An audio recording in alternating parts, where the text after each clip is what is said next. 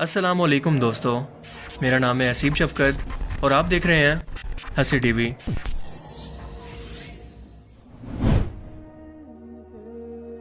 हम सभी लोग जानते हैं कि जादू करने और इसे करवाने वाला शख्स अगर दोनों मुसलमान हैं तो दायरा इस्लाम से खारिज होकर काफिर हो जाते हैं, क्योंकि ये सीधा सीधा शिर्क है। और शिर्क इसलिए कि जादू के अंदर अल्लाह को छोड़कर शैतानी जिन्नात से मदद मांगी जाती है और बज़ाहिर इंसान को वही कुछ नजर आता है जो कि जादूगर इनसे जिन्नात की मदद से किसी शख्स के दिमाग पर कब्जा करके इसे दिखाना चाहते हैं, लेकिन असल में ये सिर्फ नज़र का धोखा होता है।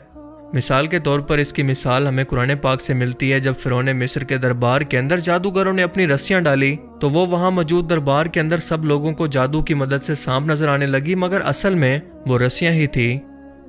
इसके बाद जब मूसा अलैहिस्सलाम ने अपना आसम मुबारक दरबारियों के सामने डाला तो वो हकीकत के अंदर एक बड़ा अफ्ताहा बनकर इन सांपों को निगल गया, जो कि असल में मौजज़ा था, ना कि कोई जादू। क्योंकि जादू तो सिर्फ नज़र का धोखा होता है, जबकि ये अफ्ताहा हकीकत के अंदर वही अफ्ताहा के अंदर बदला था, ना कि किसी नज़र के धोखे से। और यही वजह थी कि वहाँ मौजूद जादूगर जो कि अपने हुनर के अंदर माहिर थे, ये समझ गए कि ये दरअसल जादू नहीं बल्कि मौजज़ा है, और इसीलिए ईमान ले आए। क्योंकि जाहिर है वो अपने हुनर में माहिर थे, इसीलिए इस बात को समझ गए। ये बात आपने वीडियो के आखिर तक माइंड में रखनी है। रशियन टीवी चैनल पर कुछ दिन पहले एक 1.5 घंटे का इंटरव्यू एक ऐसी औरत से लिया गया जो कि मुसलसल कई सालों से काले जादू की प्रैक्टिस करती है। वो अपने इस काम में माहिर है। जब इंटरव्यूअर ने इसे सवाल किया कि क्या आपके साथ भी कभी ऐसा हुआ है कि किसी शख्स पर चाह कर भी आप जादू ना कर सकी हो, या फिर इसमें आपको इंतहाई मुश्किल हुई हो, तो इसका जवाब क्या था ये जानकर आप भी हैरान रह जाएंगे और आपको मुसलमान होने पर फख्र होगा कि बेशक अल्लाह का अपने पैगंबर पर उतारा गया एक एक पैगाम बिल्कुल हक और सच है, जिसमें शक की कोई गुंजाइश नहीं। क्योंकि इसका कहना था कि जी हाँ, दुनिया के अंदर सिर्फ प्रैक्टिसिंग मुसलमान ही हैं जिन पर चाह कर भी मैं जादू नहीं कर पाती, क्योंकि ये ऐसे लोग हैं जिनकी सोच, इनका जिस्म, इनकी रूह सब पाक है। वो 5 वक्त की नमाज पढ़ के अपने रब के साथ हमेशा राब्ते के अंदर रहते हैं। इसीलिए मैं जब भी इन पर जादू करने की कोशिश करती हूँ कि शयातीन के जरिए इनके दिमाग पर कब्जा कर सकूं, तो कोई अनजानी सी ताकत का हल्का या कोई डोम इनके पास हर वक्त मौजूद मुझे ऐसा करने से रोकता है, और मेरे लिए इस काम को इंतहाई मुश्किल बना देता है कि एक पाक जिस्म के अंदर मेरे भेजे हुए खबीफ जिन्नात या शयातीन इस जिस्म पर हमला कर सकें। Yes, absolutely. When faced with various religions, it is very difficult to influence Muslims. They are in a constant connection with the egregore. They do namaz every day and read prayers on a daily basis. They are constantly under some kind of a dome, so it is very difficult to influence them. When you start impacting a person, he begins to address in a prayer. Indeed, many of them are very different from those who come to church only when everything is bad in their life. They come to pray and then for 5 years they forget about God, some canons, and so on. Muslims, as a rule, passionately believe and passionately give energy to their egregore. And this egregore protects them very well. ये लोग हमेशा एग्रीगोर से राब्ते में रहते हैं। एग्रीगोर ऐसी रूहानी ताकत को कहते हैं जो कि इन्हें हर वक्त देख रही है, इनकी हिफाजत कर रही है, यानी खुदा की जात।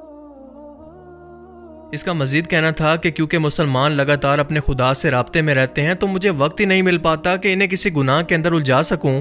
ये लोग इन लोगों से बिल्कुल मुख्तलिफ हैं जो कि हफ्ते में एक बार चर्च आकर अगले 5 साल बाद दोबारा वहां पर चक्कर लगाते हैं, क्योंकि मुसलमान हर वक्त अपनी दुआ की सूरत में एक एनर्जी अपने रब के पास पहुंचाते रहते हैं, और बदले में इनका खुदा ना सिर्फ इनकी दुआओं को सुनता है बल्कि इनकी हिफाजत भी करता है और इनकी दुआओं का जवाब भी देता है। इसीलिए इनके दिमागों पर कब्जा करना इंतहाई मुश्किल है। इंटरव्यूअर ने अगला सवाल किया कि क्या तुम्हें लगता है कि इनका खुदा मेहरबान और अच्छा है?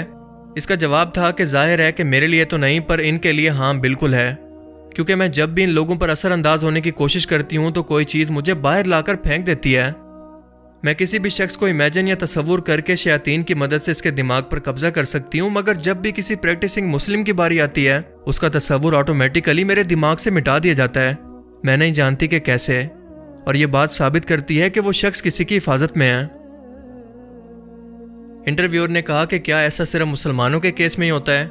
इसने जवाब दिया कि हाँ, मेरे साथ तो ऐसा ही होता है। अल्लाहु अकबर। ये अल्फाज एक गैर मुस्लिम जादूगरनी के हैं, किसी मुसलमान के नहीं।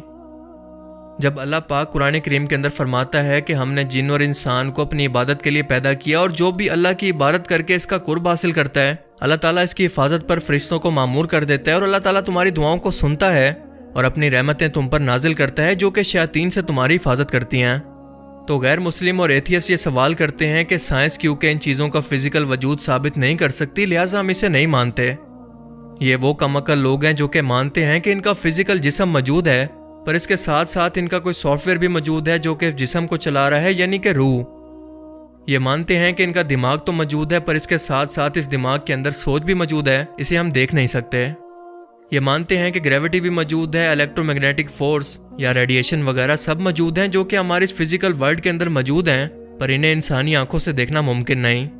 یہ مانتے ہیں کہ انسان کے اندر غصہ، جیلسی، خوشی، یہ سب فیلنگز موجود ہیں جنہیں دیکھنا ممکن نہیں اور نہ ہی ثابت کرنا ممکن ہے، لیکن پھر بھی ان سب اندیکھی چیزوں پر یقین رکھتے ہیں۔ صرف یقین نہیں کرتے تو صرف ان باتوں پر جو کہ قرآن میں یا اسلامی تعلیمات کے اندر بیان کی گئی ہیں۔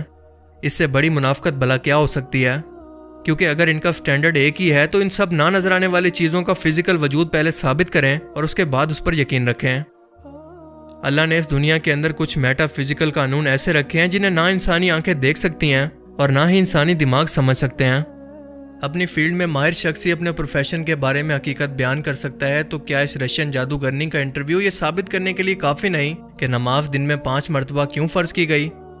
کیا اس لیے نہیں کہ انسان اپنے خالق کے مزید قریب ہو سکے، اور یہ نماز انسان کو بے حیائی، برائی سے روکے اور شیطانوں سے جو کہ گناہوں کے لیے انسانوں کے دلوں میں وسوسے ڈالتے ہیں ان سے بچا کر رکھے؟ اب سوال یہ بھی ہے کہ اگر اللہ چاہتا تو بنا کسی نماز کے بھی اپنے ماننے والے بندوں کو ان شیطانوں سے بچا سکتا تھا، تو پھر نماز کیوں فرض کی گئی؟ تو اس کا جواب ہمیں سورہ ہجر کی آیت 39 کے اندر ملتا ہے کہ جب شیطان نے اللہ کو چیلنج کیا اور اس نے کہا کہ پروردگار، جیسا تو نے مجھے رستے سے الگ کیا ہے، میں بھی زمین کے لوگوں کے لیے گناہوں کو ان کی نظروں میں آراستہ کر کے دکھاؤں گا اور ان سب کو بہکاؤں گا، لیکن ان میں جو تیرے مخلص بندے ہیں ان پر قابو پانا میرے لیے انتہائی مشکل ہے۔ کیا یہ قرآن کے وہی الفاظ نہیں جو کہ یہ جادوگرنی اپنے انٹرویو میں دہرا رہی ہے؟ اس کے بعد اللہ پاک مزید فرماتا ہے کہ مجھ تک پہنچنے کا یہی سیدھا راستہ ہے، جو میرے مخلص نیک بندے ہیں ان پر تجھے کوئی اختیار نہیں کہ تو ان کو گناہوں میں ڈال سکے، ہاں مگر گمراہوں میں سے لوگ تیرے پیچھے چل پڑیں گے اور ان سب کے وعدے کی جگہ جہنم ہے۔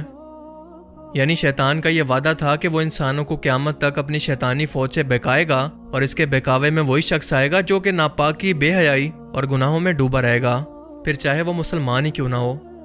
کیونکہ اس جادوگرنی نے بھی بالکل یہی الفاظ استعمال کیے کہ پریکٹسنگ مسلم، یعنی نام کے نہیں بلکہ دین پر عمل کرنے والے مسلمان اس سے بچے رہتے ہیں۔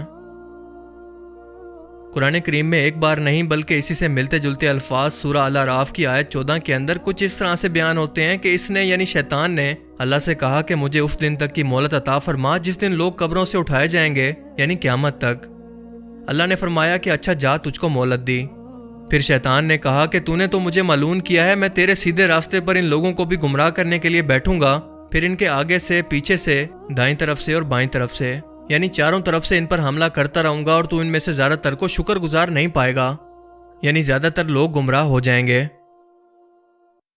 اس سے زیادہ آسان الفاظ کے اندر اور کھول کھول کر اللہ کی ذات انسانوں کو وارننگ دے کر اور بھلا کیسے سمجھائے؟ اور اگر اب بھی ہم لوگ نہ سمجھیں تو غلطی کس کی ہے، اللہ کی یا ہماری؟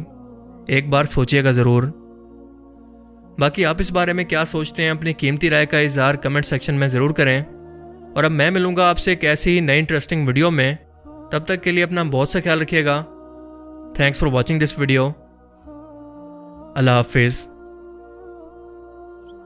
Is this some kind of a good egregore? Well, for them, yes. This egregore is good for adepts who contribute good energy to it. How do you sense it? For instance, you have found an energy trace of such person. What's next? Do you try to drag him somehow to visualize this threat and you fail? Or how do you do that? It disappears. I cannot get a grip on it. I focus on it, but something immediately knocks me out of the flow, just like that. Or I visualize a person in front of me clearly and can affect him even at a mental level, but some image is not created in my mind at all. I even look at a photo, reproduce an image, but it vanishes from my mind. Thus, I can clearly see that a person is covered with something. Does this only work with Muslims? It does for me.